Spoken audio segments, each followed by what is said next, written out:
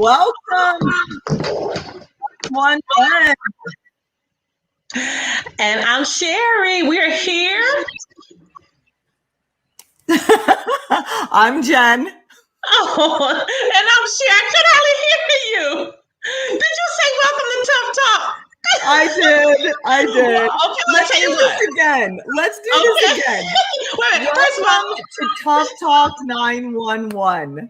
Because it's an emergency. Aloha, I'm Jen. And I'm Sherry. And we're here to say what you don't want to say. Hey, Jen. Hey, Sherry. Good to see you. Welcome, everyone. I know. Last week we had a catastrophe with my little system, and so I'm actually plugged in today. But our backup plan is if it goes south, I will go north into the other room. How about that? I think that's great, but today is so much better. Yeah, you're good. Your feed is good, Sherry. Your feed is good. Yay! So I'm ready to get into this. I'm ready to get into this today. So what are we talking about today, Sherry? We are talking about how to stand your ground. Very important. Very important. And for those of you that don't get that terminology, boundaries. Let me say that. Boundaries. We're going to have a discussion today about boundaries. Yes. It's serious. It's a very serious situation. So listen, since you say that you did all your research, well, why don't you begin today? Okay, well, I will just go ahead and start with a little bit about what I learned because, I have my own take and I think that I'm pretty good at setting boundaries. But from a psychological perspective, I'm going to share a little bit about what boundaries, cover kind of. Okay, so boundaries are mental, emotional, spiritual, or relationship limits, okay, on who or what kind of influences you accept into your life. Okay. Okay, so on all of those levels, okay, you have to set boundaries for yourself. So that's my opening. And then let's just kind of get into it. Like, what does that look like, Sherry? What does setting boundaries look like? What things do we need to be doing? Well, the first thing I want to start, the first place I want to start, because this was a kind of sensitive topic for me, with standing your ground, because every time in my life that I've had to stand my ground, it has caused such a friction with relationships. Okay. And so I really had to ask myself, when you're standing your ground, what you're really doing is you're making a very difficult decision. And sometimes that decision deals with doing what's right and doing what's easy. And every time in my life when I've had to make that decision of doing what's right or doing what's easy, and I stood my ground in it, it really destroyed relationships. It really did. Well, I'd love to share with you why that is. The thing is that when we get into relationships, it's kind of like, you're a realtor, so you kind of get this. It's kind of like a contract, right? Certain behaviors that we accept in relationship, this is all about starting at the beginning with the boundaries, right? Writing the contract for the relationship at the beginning and things that you will accept and things that you won't accept. But when something is thrown at you that wasn't necessarily in the contract, and we need to get to a place to where we're like, oh no, we need to renegotiate this contract because this wasn't a part of what I originally agreed to. So the thing is that when you do that and the other person isn't willing to renegotiate, right? They're not Mm-hmm. willing to renegotiate the contract because now you've said, oh, whoa, no, this is a deal breaker. What is happening here is a deal breaker. And they're not willing to renegotiate it. That's when the relationships, like, you have to be willing to let go of the relationship because it's all about your values, right? Your core values. Tim has a question. Tim has a question. He says, what ground are we talking about? In my case, in my case, Tim, I can give you some specifics. I've had to set grounds. I had to stand my ground in my marriage. I had to stand my ground several times with my children. I had to stand my ground a couple times with my parents. Definitely in business relationships, a lot of times I've had to stand my ground.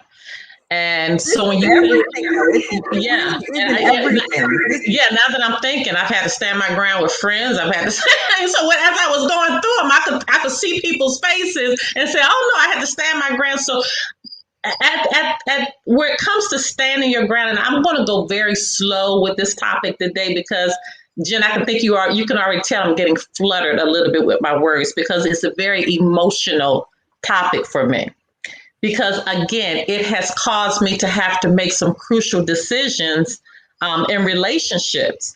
And so, in standing your ground, again, you're making a choice. You're making a choice from what's easy, or between what's easy and sometimes what's the right thing to do. People don't like confrontation. People avoid confrontation at every cost. People don't stand up to what they know to be right. People will align with people that they know are wrong. Go ahead. But you know what? The thing is that it's based on, okay, you're saying what's right, but it's based on someone's values.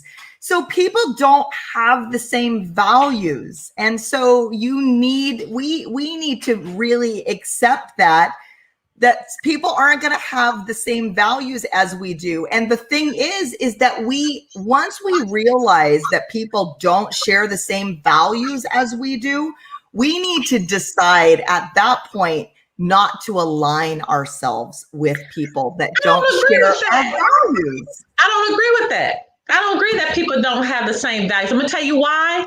Because we all have an intuition. We all have that intuition. Let me just explain to you. We have an intuition, though. We have that gut feeling. We have, in fact, when we were children, you know how they say the good angel on this side, the devil on that side.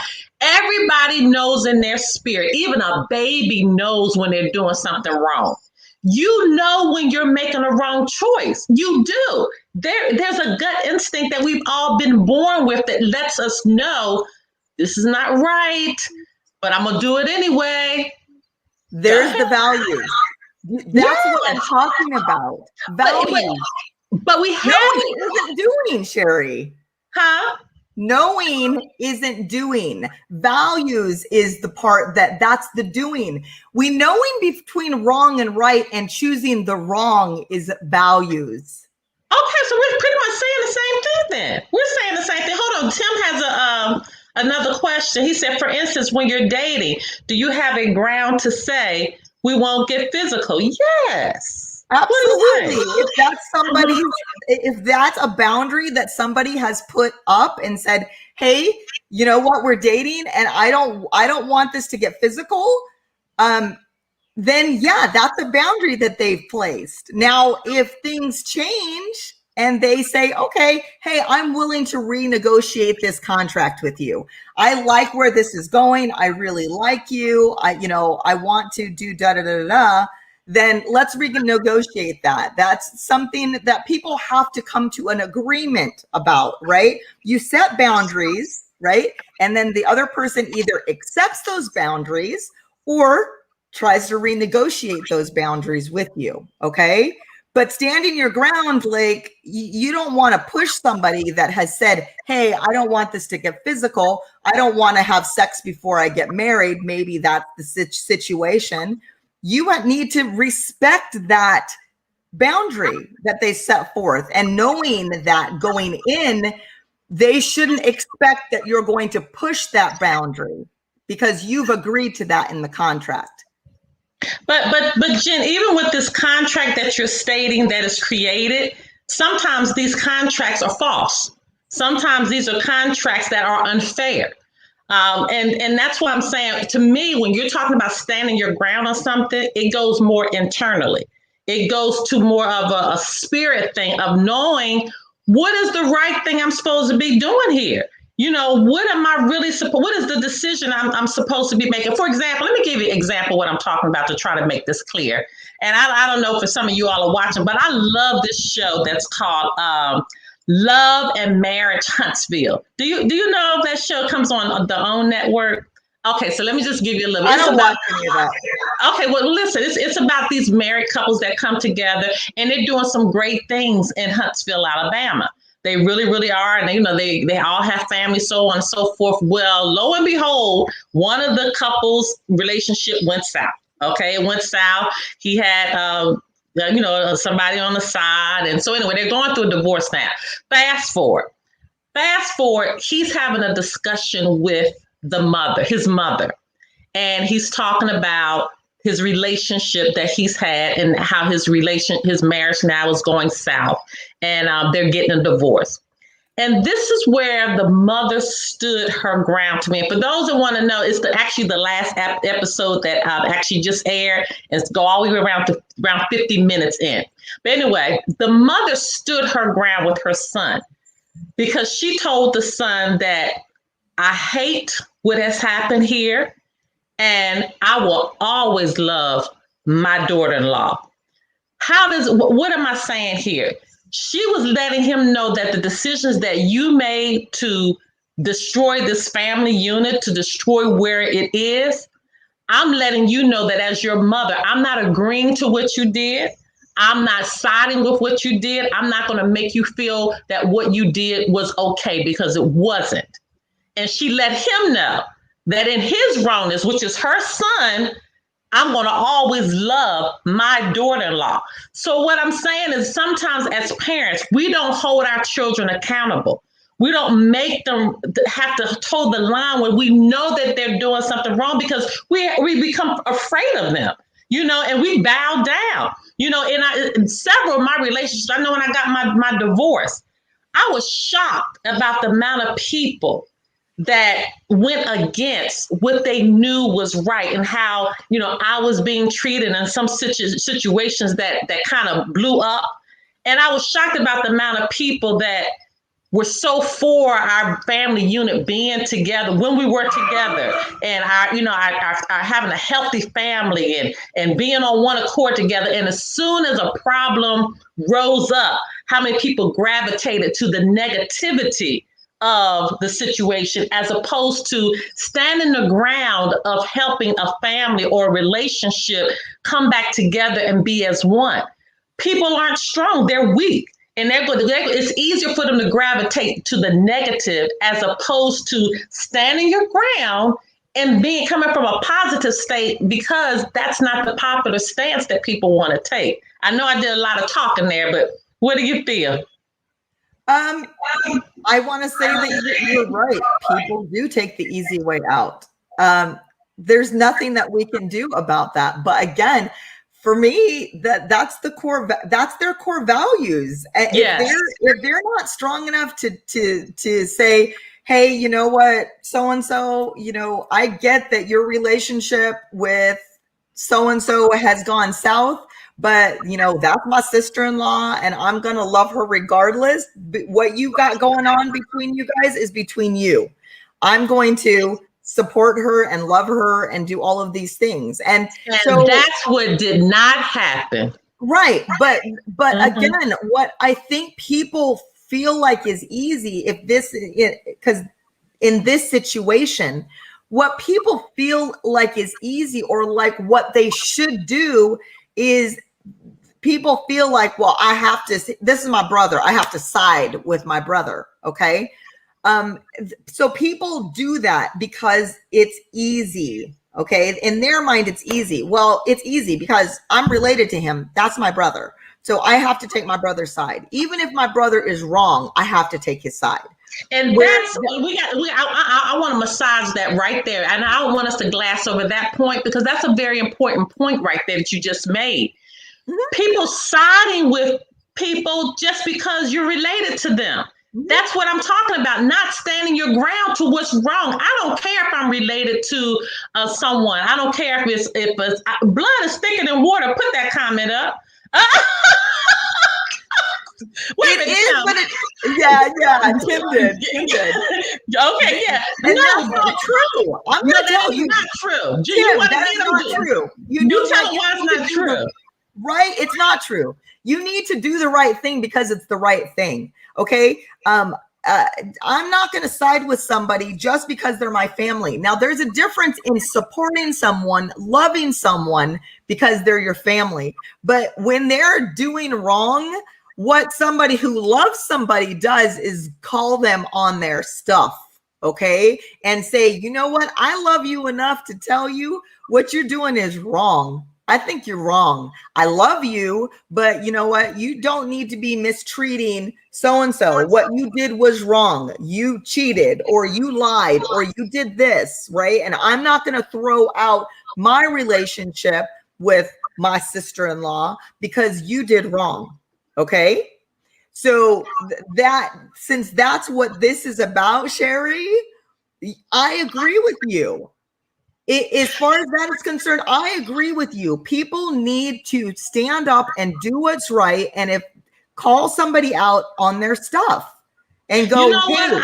I was shocked, and then when I go back and I think about the amount of relationships, because I have a ministry background, so I've had to counsel people and help bring people back together. But it was so shocking to me that when I went through some very serious situations that were grounded in turmoil, I was shocked about the amount of people that did not stand their ground to what was right and what was wrong. And this even happened in the church.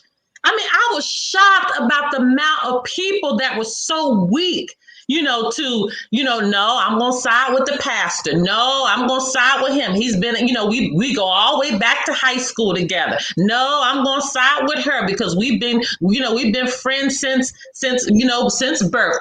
People, you got to stop this. You have to stop thinking just because you have a long relationship with somebody that holding them up in their stuff is okay. It's not okay. And at the end of the day, when that person begins, because we all got to pay. And we've talked about this several times, and my favorite little line from The Color Purple. Until you do right by me, everything you do is not going to prosper. But that's what happens when you don't hold people accountable. There is a day that comes that they will have to pay. A day will come where they have to pay. Well, that's just karma. So this isn't about standing your ground necessarily. This is about supporting someone in their right or in their wrong. That's what this is about. Why do you think it's not standing your ground? Because that is standing your ground. Because I'm standing your ground or setting boundaries or whatever. It's a little bit different. I'm not saying that that's not part of this. But it is more leaning towards do you support someone in their wrong? You see what I'm saying? All right, Tim. So Tim says, my mom told me a long time ago, if I did something wrong, like kill someone, she would not lie for me or support me. If someone you love did something wrong, like cheated or worse, would you stand by your family member like a son or daughter? Would you stand by them or tell them they are wrong and you would not stand by the wrong? I'll tell you right now, I'm going to tell them that they're wrong. I will love them and I will support them, but I'm not going to support wrongdoing. Okay. Let me tell you, I'm actually dealing with a situation like that. Not exactly like that, but similar to that right now. To the point that me and a family member, we're not talking. We haven't talked in years. Simply because I'm standing my ground on a situation that is extremely sensitive, and a child is involved with it. And I had to make a choice. I had to make a choice to either bow into what was happening and go with the flow like everybody else was doing, just going with the flow, acting like the problem doesn't exist. Or I had to be that glimmer of right, that glimmer of hope, that glimmer for the child, that this is what you need to do for the sake of the child. I had to take that stance, but it caused the relationship to sever. It caused a relation even right now, and there are a lot of other family members that had kind of hopped on the horse of this person, and I'm so shocked with that because some people are in ministry, some people have counseling degrees, and they know that not taking a stance, not being a role model, not being a glimmer of what could happen, making this right choice in this situation. Because what's happening is that, what I'm going back to Tim's question, people become sacrificed in wrong decisions. People become sacrificed in wrong choices. And so in a sense of him, if his mother's saying, no, I'm not going to support you if you've done this, because say, for instance, she supports you, she lies for you. Okay. Or say, for instance, I begin to support this other family and I lie for them and your mom gets caught, or I was to get, caught up in this foolishness. Your mom can go to jail for you. Is that fair?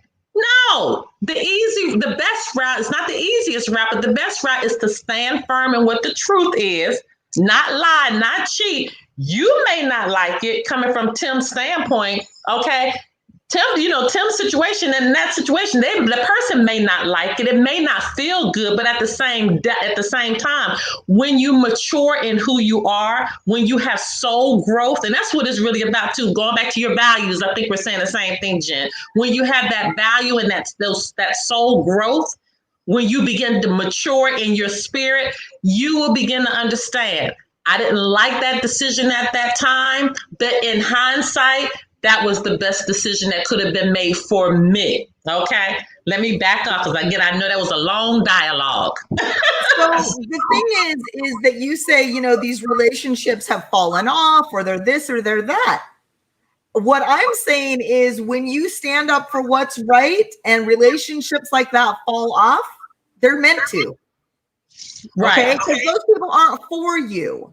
And that's the thing, is that we can't go through life thinking that every relationship is for us. Okay. We're not necessarily supposed to be in every relationship. So that's right. when I talk about like setting a contract, right? Like when you're in a relationship, you are assuming that these people that you are in relationships with, whether it's friends or family members or anything like that, you're assuming that you're of the like mind, okay? Mm-hmm. But when they do something like what you're saying they're doing and the relationships fall off, they're meant to, because you're not of like mind. You don't share the same values. You hope that they would, but you don't. So in that contract negotiation, when you call them on their stuff and go, I can't believe you're standing by this person who's doing wrong, and you've cost me out with yesterday's, fish. At that point, they're telling you, I'm not willing to renegotiate this contract with you, even though you've said, hey, what I believe you're doing is not right. So that relationship it's meant to fall off. Nikki has a comment. I hope I sent her name right. I don't know if it's Nissy or Nick. I think it's Nikki. I think it's okay. Nikki, yeah. I have owned my wrongs in life, called families on theirs. They hate me now. See, that's what I'm talking about. But I don't care anymore. Go ahead, Nikki. That is their hardship now, and I am happy. You nailed it, Nikki. But that is true. That's what it's about. Those relationships with people that would act that way aren't meant for you. When you elevate yourself, when you set boundaries for yourself and you say that your values don't align with my values, people like that, God takes those people out of your life. So we have to accept that too. It's like when you set boundaries, do you fold to keep the relationship, right? Do you bend Do you break your own boundaries to keep a relationship, or do you hold strong to your values and your boundaries and let these negative relationships fall to the wayside? That's what's supposed to happen. And also, and standing your ground, you have to a person that stands their ground, that's not for the weak. It's not. I mean, you cannot be a weak person and stand your ground. It can't happen. You got to be willing. If you're standing your ground, you got to be willing to say, you know what, my family may break up over me standing my ground. And you got to ask yourself, am I going to be okay with this? Are you strong enough to handle the backlash of what's going to come with standing your ground, like Nikki just said? Because that's a serious situation. And that's a situation we see all day, every day. Friends not speaking to you anymore. Family members not speaking to you anymore. Do you understand this is the territory that goes with standing your ground? Siblings, not getting away with some things that maybe they should not have gotten away with. And you standing your ground against this. I'm thinking about family members. I'm thinking about situations where people may have to stand their ground. It's everything. It's everything. Yeah. Yeah. So I just want to read this. Okay. So the cost of weak boundaries. Okay. People with damaged self-esteem, low self-acceptance usually have weak psychological and energetic boundaries. They may easily feel suffocated or sucked into someone else's world, okay? They find it difficult to assert themselves and make decisions. They are easily influenced and often defer to the other person rather than expressing their own opinion or wishes. So this is what we're talking about. That's easy, okay? Right. Feeling vulnerable, they may even avoid or withdraw from close contact with others so that physical distance takes the place of firm, energetic, and psychological boundaries. So people that are set weak, boundaries, they just kind of fold, right? They fold like a cheap suit. Every time somebody pushes them, they fold. Well, that's not that important to me that I stand up for that. It's not that important. And so it is easy for people to just do the simple, clean cut. Well, this is my brother. I have to support my brother, right? Because that's easy.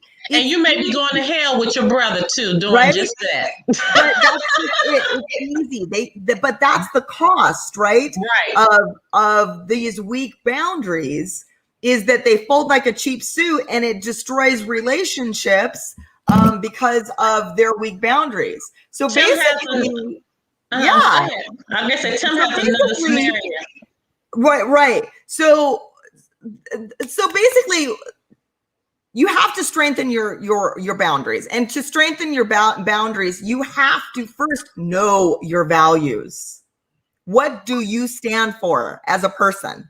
Okay, right. And if lying and cheating and stealing and whatever are all part of your values, like you're against all of those things, then you're going to make different choices than somebody who's like, lying's not a big deal. Cheating's not a big deal. Murder's not a big deal. But you know what? And I want to say this before we get to Tim's comment. We have several comments here, but I want to get to before we get to Tim's. I think the worst one that I have ever seen, though, is a parent who will stick up for their child when they know the child is wrong. Oh my gosh. I'm telling you, and I don't care about that. No, the blood is thicker than water. Parents that start with that foolishness and they breed that into their children, they have no idea what kind of seeds they are planting of corruption in that child's life.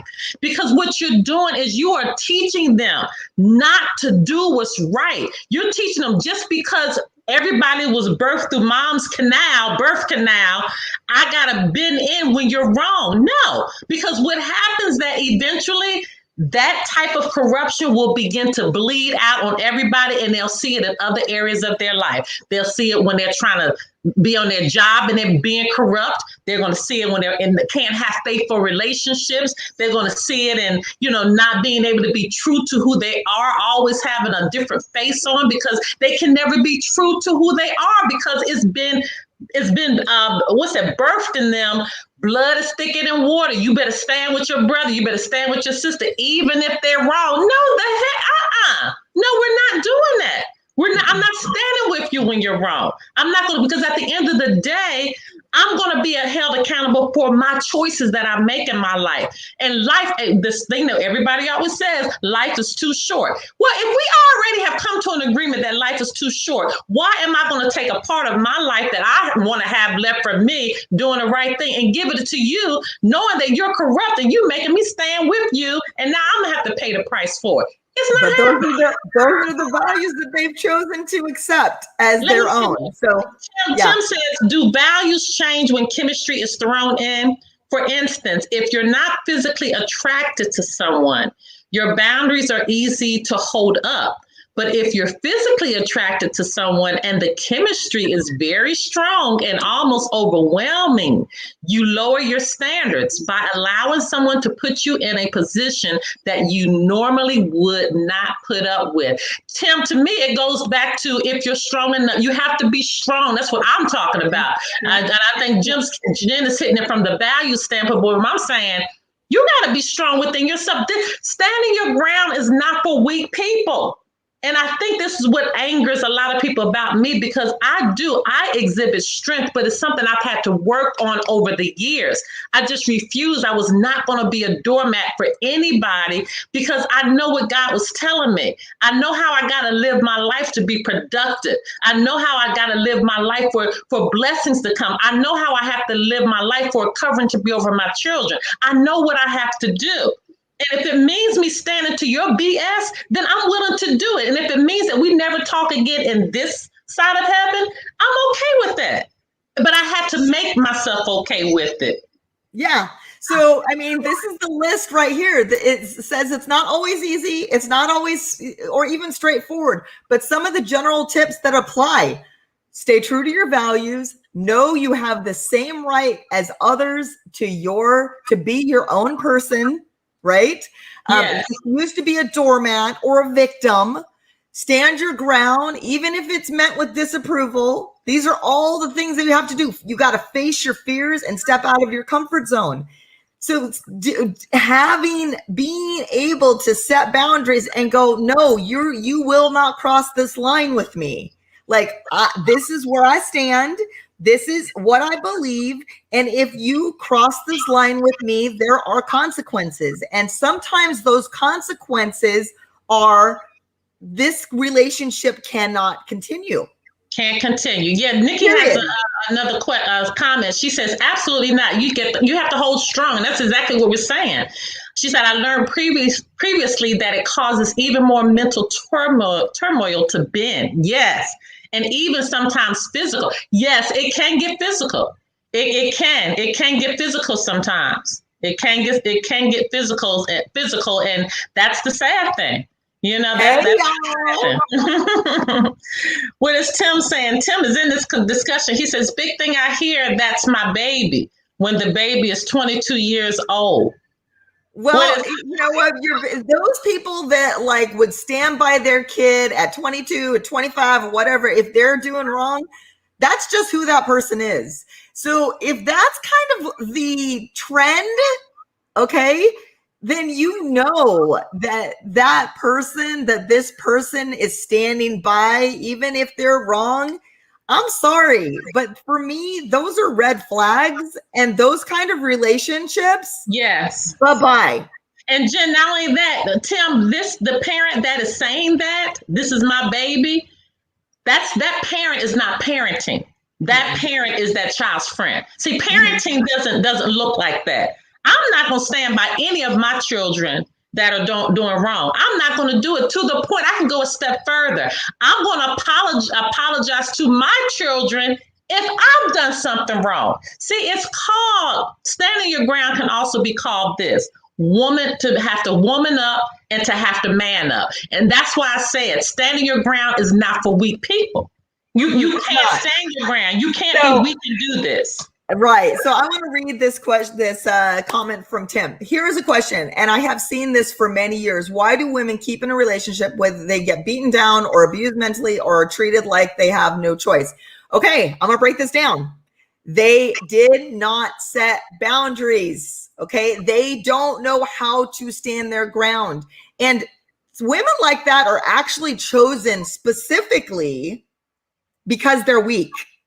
Okay. And I know that sometimes this is hard to hear. Okay. Because women, there's a lot of people, and it's not just women. Men end up in abusive relationships too, where they get beat down by a woman. So let's just be clear on that. It can be anybody that is manipulative and doing things like that. But people that would do that to you, seek people who have, where is this? The cost of weak boundaries. But you know what, Jen? In a way, I don't agree. I agree with that to a certain extent, because sometimes a woman can be strong, have strength in her own right, and be placed in a situation. Because remember, I told you, I think we talked about this before, where I was telling you, in relationships, you know, you're going to have your mountaintops and you're going to have your valleys. So relationships are constantly doing this. And so your relationship, and I know in my sense, it went very well for years. You know, I mean, really, you know, just basic. Where it started to go wrong, okay, was there a ground rule set? See, that's what I'm saying. Yes, and that's what I'm saying. It can be a ground rule set, and even in the ground rules being set, sometimes you just can't get out because you got situations dealing with the children. You know, and I know in my instance, I could not stand my ground. I should have stood my ground years before I left, but I couldn't stand my ground because I kept thinking about my children, my children, my children, and and let me tell you what happened. It got to the point that I didn't have anything left. It had literally gotten to the point, and it went to what you said. That's what I'm trying to tell you. I started off with strength, but I did get to the point of eventually getting to that space where I was so weak, where I had nothing left. I had nothing left to give to not only my children, I didn't have anything left to give to me. And so that's where I had to make the decision. In my weakness, do I stand my ground and say no more? Do I create these boundaries that is going to possibly cause a family breakup? Or do I allow this to keep happening, what Tim is talking about? And so a lot of women, they can't do it. They can't make that decision to leave, to make the correction, to make sure if somebody holds to this contract or this boundary. They can't do it. And what happens is that they end up living the rest of their life in this situation, never really living life because they didn't know how to stand their ground. Well, it's with everything, it's a choice. So we either choose to place a boundary, stick with that boundary, renegotiate the terms, because see, what's happening is people, instead of renegotiating the terms or saying, hey, we need to talk about this because I've set this boundary and you continue to try to push it with me. You continue to do, okay, I say, if you cheat on me, okay, it happened once. If you cheat on me again, it's over. Okay. So what happens is they cheat on him again. Okay. And you don't keep to your word. You fold. So it's just going to keep happening to you over and over again. So boundaries are only valid if you stick to what you say. And so when we tell a kid, if you do that again, I'm going to spank you. But they do it again and you don't keep your word. You don't hold yourself. You don't hold them accountable. You don't hold yourself accountable to your word. Yeah. You are setting yourself up for those kind of relationships. Okay. Right. So that is all about strength, Sherry. I mean, you said it. I can't believe that these people would just take the easy way out. But you as much as admitted that you had. Well, okay? I know. Wait a minute. I did, but I ultimately made the right decision. Finally. So my thing is that the difference between me and them is that they're still stuck. For now, right? Yeah, for now. But somebody could have said that to you then when you were stuck in that place and you were letting those things, that person treat you the way that you were. Now you say ultimately, right? Ultimately, you got to the place. But you can't say that ultimately they won't come back around and say, you know what, Sherry, you were right. I should have. But let me tell you the difference. Let me tell you the difference between me and them. This was something you are already there. That's the yeah, difference. No. This is what I'm saying. I was in a situation where I was the one that was I was the victim. Okay. I was the victim of the hurt, of the pain, of what was happening. Nobody else was being personally affected, but I was. Okay. My thing is this, and I can attest to you right now, for those that have known me, even going back to elementary school, they can attest to this. I have always been one to stick up for those who were right or who were being wronged in a situation. So I have always been one to stand my ground, especially when others are being affected. I've never been one to side with someone who's wrong in a situation. And I'm telling you the truth. And that's why I started this. I started our Tough Talk telling you standing my ground has really affected a lot of my relationships in my life. Because me standing the ground and taking up for people who have been wronged or, being put in a situation that they know they're not doing something right has caused friction to the point that some people looked at it as being someone of conflict. Is it that I'm somebody of conflict, or is it that I am somebody? Listen, they thought Martin Luther King was of conflict. And now we even have a holiday in his name because now everybody realized he was standing his ground and doing what was right. So in my personal relationship, yes, I was affected. And the thing about it is me standing my ground, you can look at it from this sense. It was a mother protecting what will happen with my children. So I stood my ground, but I did it in another sense. But it came to the point I said, you know what? At this point, if I'm no more, if I don't have anything left of me, I'm not good to anyone.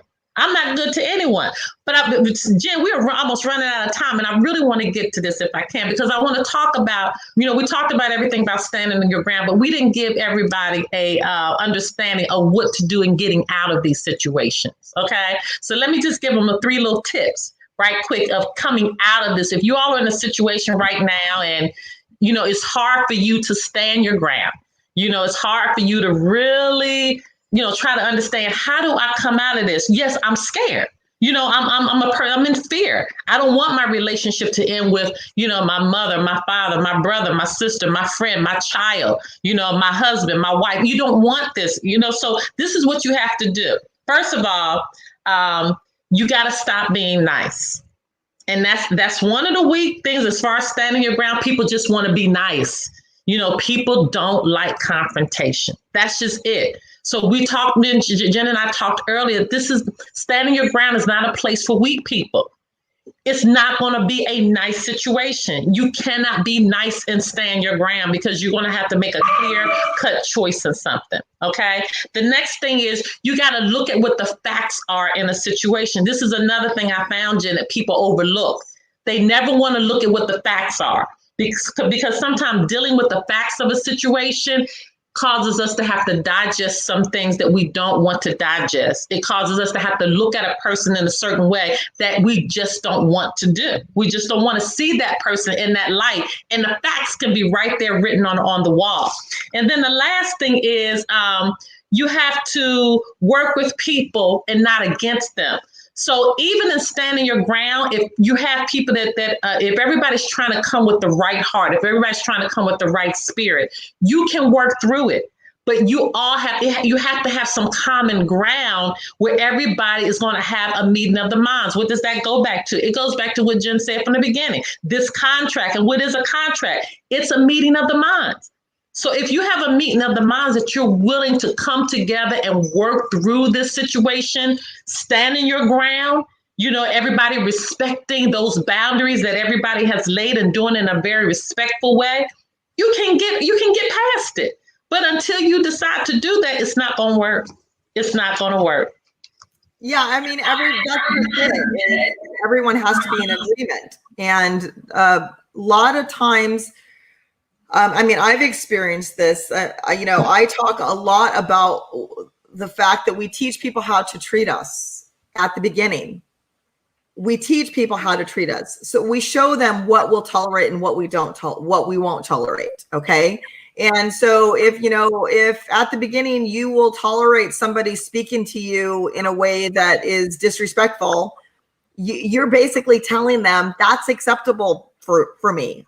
I can have a relationship with you if you talk to me that way. If you don't put your foot down at the beginning, there are so many windows of opportunity that we miss sometimes because we get so caught up in, maybe the newness and the excitement of things that we let little things slide. And when you do that, you really are saying, it's okay if you do this. It's okay if you do that. So Right. I'm going to make a super simple example. You have decided that you don't want to date a smoker. Okay. So that's a hard and fast rule for you. If you look at somebody and you're like, oh, wow, they're really attractive and they're smart and they make a good living and they seem really nice, and then they light up. Okay. Do you start convincing yourself that that's not a really important thing? Right? Do you say to yourself, oh, they smoke, it's not that important? So that's not a hard and fast boundary for you, right? You are willing to fold on that, okay? That's not the deal breaker that you said it was. So we have to carry ourselves in a way, know what it is, what do you want in life? It might not be as simple as, maybe you're dating and you're like, I won't date a smoker, okay? But in life, in general, what you will accept at the beginning is you're setting yourself up for the relationship that is coming. And I think what I'm kind of leaning towards as far as the standing your ground, I'm talking about more so situations where somebody is really going to become a victim of something that's going to harm them or hurt them, either emotionally. And that's what I was kind of saying to you at the beginning, is that this is a part of boundaries and things like that. But this conversation today wasn't really about that. I think so. I think it encompassed all of it. It was kind of like standing up to people, even though it's hard, and choosing kind of like supporting somebody, whether or not that they're, and that's standing your ground. And because I actually said those words. I said, I'm standing my ground on this. And I'm still saying that when at the end of the day, with a person standing their ground, if you're standing your ground to protect someone that could be, or someone that could be hurt emotionally or physically, or it could be something that's going to be damaging to their life later on, those are the situations that we really need to stand our ground to, and we don't need to fold. And that's where I'm saying a lot of people are weak, because that's what hurts. It hurts to stand up to stuff like that. And especially, I know we talk a lot today about parents and children. For the parents that inbred in their child's mind, blood is thicker than water. That's the worst thing I feel like you can do to a child. That's the worst thing you can do. Yeah. Well, the thing is that standing your ground comes from, like, it's in every part of your life, right? Yes. It really is. It is the core of being assertive, and what do you stand for? Right. Period. Right. In everything. And what you're talking about is a portion of that. Right. But the reason I had mentioned the children, the parent-child scenario, because you can destroy a child's life. You need to give a child a chance in life. And that's why I kind of honed in on that scenario, because we stop a child from being even able to live a productive life, because we already inbred something that is going to lead them to destruction eventually. Jen, we're almost out of time. We better talk about our topic for next week. Well, I'm going to leave that up to you. Oh, I get the honors. Well, first of all, Jen, I stayed with you the entire time. I told you the feed was much better today. I know everybody in the audience was like saying, yes, my goodness, last week, it was a mess. You guys, before we leave though, don't forget to follow us on Instagram. Don't forget to go subscribe to our YouTube channel. We have a Facebook group and a Facebook page, and we are even on Twitter. Oh, and did I tell you? We have a TikTok too. We're on TikTok. On our TikTok, it's just inspirational daily messages, you guys. It's not anything. Jen and I aren't on there twerking or anything. But not it's just, yet. Not yet. I don't know how to twerk, but hey, whatever let me see what you got. Whatever gets people to come to our TikTok, what I got to do. Let's see. Well, put it this. For right now, it's just daily inspiration that's going to get your day going. But let me just talk about our topic for next week, which is, Jen, it's called Heartbreak, How to Recover and Prosper. Hey. Okay. Well, I'm already way past that, so I might have some stuff there. So when you have that heartbreak, you guys, first of all, what are the steps that you need to get through to recover? And then what do you need to do to start on that road of prospering? Yes, prosperity, living it. About that. I mean, we really, I think the reason we want to do this show is about setting you up to thrive, right? Recognizing these things that we've been down a path and we've seen it. And we really just look at that breeze blowing my background. So anyways, but we've been down the path and we want to help guide you so it's not quite as rough a ride for you. Okay. So that's kind of the reason we're doing this. And sometimes it's kind of cool because me and Sherry don't discuss these topics before we get on to do our show. So when we're coming at it from different places, I think it's really exciting because it's like, oh, you're coming from it from there and I'm coming from it from here, and it really lends itself to having some variety of thought to share with you. Yeah, that is one. And they probably thought that we did discuss, but we really don't. I don't even talk to Jen or see her. Right? We really, you guys, it's so cool because, and I think it's fun because it does lend itself to this organic kind of conversation that we have. We are literally, when we get off of here, we won't talk again. Really talk again until next Sunday. Because we're so busy. So this is our authentic conversations that we have here. So really, really excited. So glad that you joined us, Tim. I love that you are so just active. And I'll tell you what would be really cool is get into our Facebook page and our Facebook group and come at us with some of these questions, because I would love that. I would love to have that interaction in our group to where we can take a little bit more time and answer questions. What do you think, Sherry? I would love that. Mm-hmm. And then it would require us to have that constant conversation until we meet back here next Sunday. Absolutely. Let's do it. All right, you guys. All right. Good seeing you again, Jen. Good to see you, Sherry.